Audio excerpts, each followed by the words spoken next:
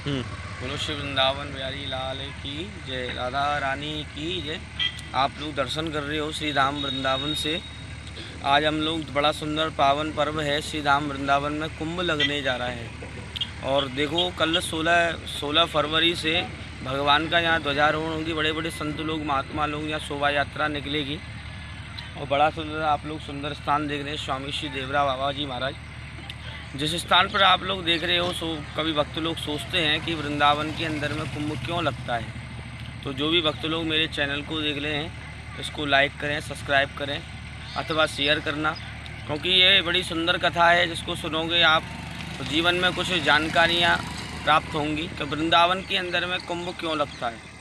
तो वृंदावन में देखो कुंभ की ये बात है कि एक बार नंद बाबा यशोदा कन्हैया को देखते हुए कन्हैया खेल रहे थे। नंद बाबा यशोदा देख रहे थे।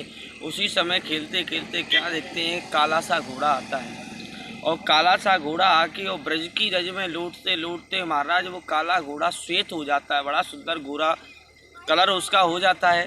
तो नंद बाबा यशोदा कहते हैं, देख तो सही यशोदा, ये देख कालो सो घोड़ा आयो और जाने ब्रज की रज को लौट लौट के देख आज कितना गोरो है गो, ऐसो या ब्रज में क्या कारण है और ये घोड़ा कौन है। तो उसी समय भगवान श्री कृष्ण कहने लगे, पिताजी ये कोई घोड़ा साक्षात साधारण घोड़ा नहीं है, ये साक्षात भगवान श्री कृष्ण के अवतार श्री तीर्थों के राजा प्रयाग हैं। बोले महाराज ये तीर्थों के राजा प्रयाग यहाँ क्यों आए। तो स्वयं इस बात को देखते हुए स्वयं उस घोड़े ने एक मूर्तिमान भगवान का सुंदर रूप धारण किया।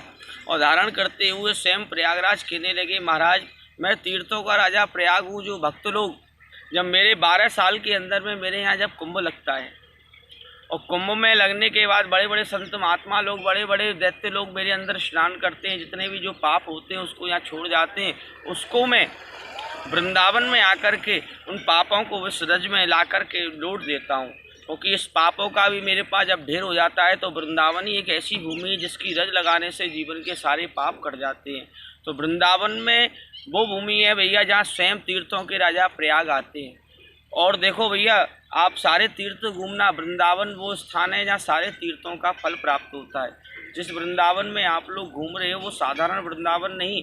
जो आप ये भूमि का दर्शन कर रहे हो, सामने में यमुना मैया का आप लोग दर्शन कर रहे हो, ये साधारण स्थान नहीं है। ये वो स्थान है जहाँ स्वयं भगवान श्री कृष्ण ने इस यमुना मैया में कितनी बार डुबकी लगाई। और इसी में कालिया नाग रहता था जहाँ भगवान ने कालिया नाथ को नाथा।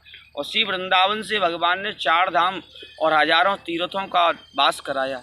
जिस वृंदावन के अंदर में आने से सारे तीर्थों का फल प्राप्त होता है। कहते हैं एक पेड़ लगा वृंदावन में जिसकी डाल गई है जगन्नाथ, फूलन फूला द्वारका फल लगा है बद्रीनाथ। और दूसरी कथा शास्त्रों के अंदर में आती है, जब भगवान का एक बार देवासुर संग्राम होने लगा, उस समय जब स्वर्ग का अमृत निकला और धन्वंतरी भगवान अमृत को लेने जाने लगे, इस अमृत को स्वयं गरुड़ जी ने ले लिया।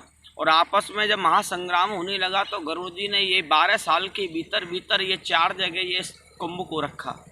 उस समय जब कुंभ को रखा, जहाँ जहाँ ये कुंभ रखा गया वहाँ पर कुंभ लगने लगा। मगर एक कथा आती है भागवत जी के अंदर में, जब भगवान श्री कृष्ण का दर्शन करने के लिए स्वयं गरुड़ जी आए हैं, तो गरुड़ जी ने इस कुंभ कलश को, अमृत के कलश को स्वयं स्वतः ही उस वृक्ष पर रखा, जिस वृक्ष पर बैठ कर के भगवान श्री कृष्ण ने गोपियों के कपड़े चुराए थे।